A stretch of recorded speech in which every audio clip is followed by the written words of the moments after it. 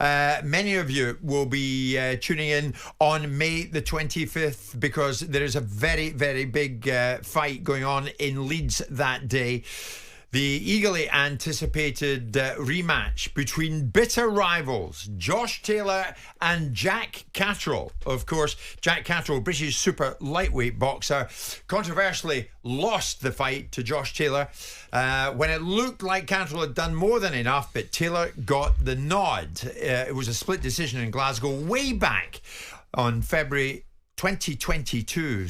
Honestly, seems like yesterday, but it's a long, long time ago now.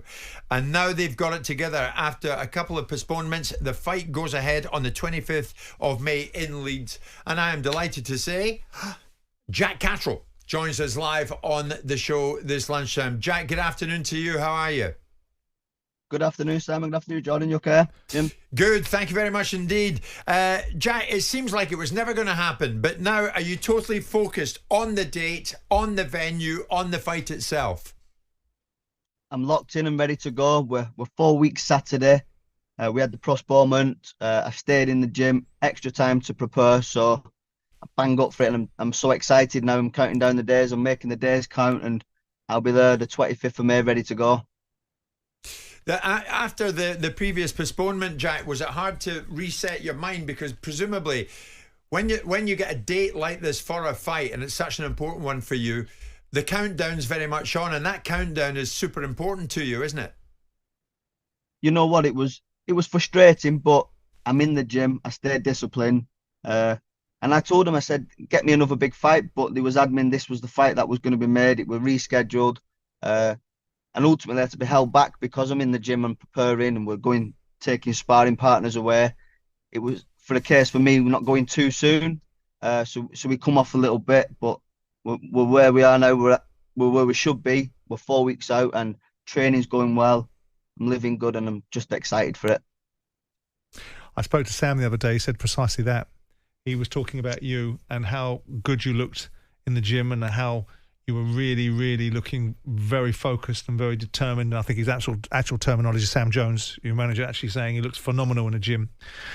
How difficult was it? I know you just touched upon it, but these campaigns of going into a fight are very structured for you guys, and to have it pushed back 4 weeks has had to pull you back on the choker. So what have you been doing during that period of time where you know you've got to hold back a little bit to get yourself ready to be on the boil when you land at the fight? Yeah, so ultimately the call come through. You have the frustration, the 24, 48 hours.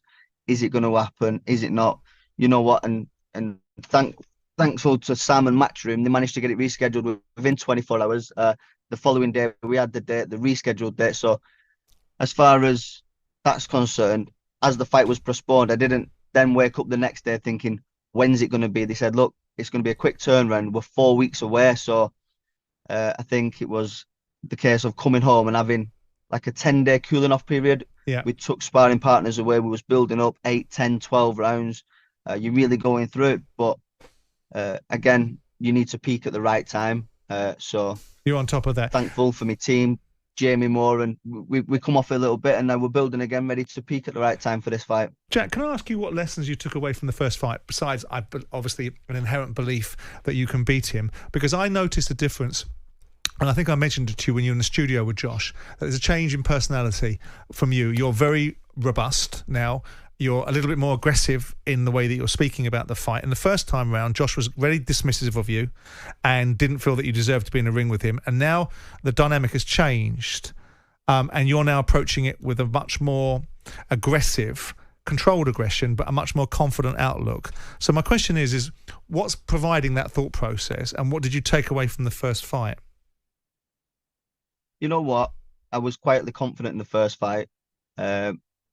Ultimately, he was undisputed champion, and I had to gain the respect of not him, but the wider public. I'd never fought for a world title before, so it was a big step up for me, but one that I was quietly confident about. But after the remarks from Josh, and ultimately after the first fight, it's given me the confidence to know that I can step in there, I can challenge the top boys in the division, and I'm more than capable of mixing it with the best.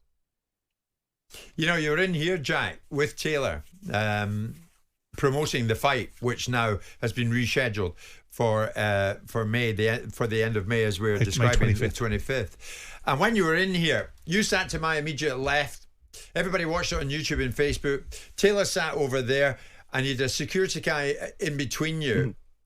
And honestly, the atmosphere was pretty vile between the two of you. That wasn't just for show, was it? You do not like him, and he certainly doesn't like you. Yeah, it's well documented. There's been a lot of back and forth since the first fight. I don't get in my feelings about it. I'm not emotional about it, but we don't like each other. We've made that clear, and we get to settle it like men. We're not going to throw handbags about and start screaming at each other. We get to get in the ring, get the little gloves on, and settle it.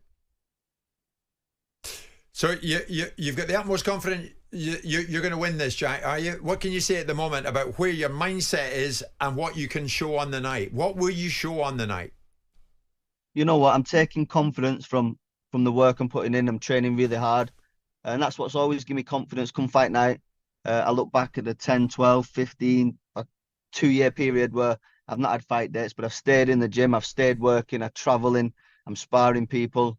That's what gives me the confidence, and I'm bang up for this fight. I think after the first fight, you have a feeling when you've been in the ring with somebody for the first time, when we've seen that at the weekend with Ryan Garcia and Henry. They've shared the ring before, so I've been in the ring.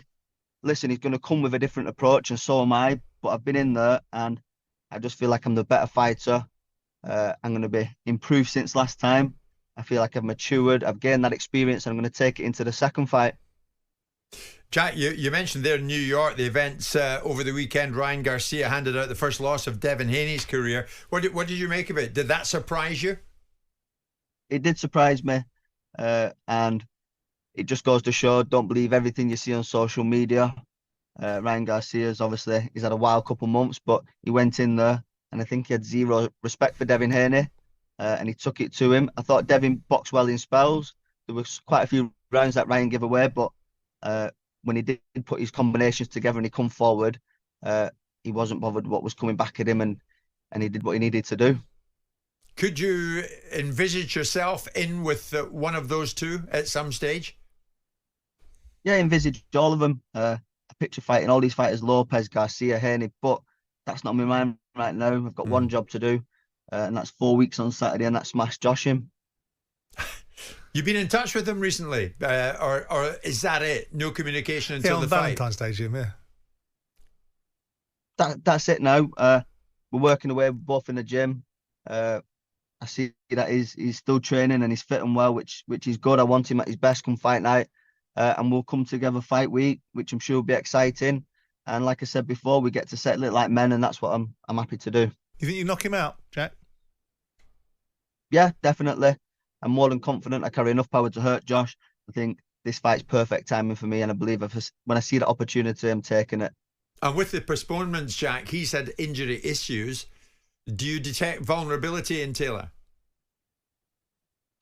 I'm going into the fight with envisioning Taylor at his very best without the injuries. But listen, let's make no mistake. He's 32, 33 years old now. He's had the niggles, he's had the injuries. The feet, the knee, the elbow, the eye. So, and these things happen. I don't think any fighter goes into a fight 100% niggle free. But ultimately, I got to prepare for Josh at his very best. Chad, just finally, we saw you in here, and as I said, the atmosphere was pretty grim. It was pretty vile. We're glad to get the other end of the interview. But as you approach fight night, and you're getting into the ring with Taylor, how do you control your nerves on an occasion like this? It's must win for him, but it's must win for you. Neither of you can even consider losing, can you? No, I don't think about losing, and that's why I turn up. I get up every day and I put 100% into everything I do. I can't envision losing, but like you said, then I've got to detach myself emotionally, which I know I can do. I've got to go into this fight and treat it as a business, and it is a business, and it's a big fight for me. But emotions aside, I know what I need to do come fight night, and I think the only person that will get emotional and maybe make the mistakes is Josh. Jack, listen, thank you so much for joining us, mate. We're looking forward to it. Josh Taylor goes in against Jack Catterall in Leeds, May the 25th. And of course, there will be more build up to that on talkSPORT and with us right here on our show. We're at 12:15. On AM, on DAB, via the talkSPORT app and on your smart speaker. talkSPORT.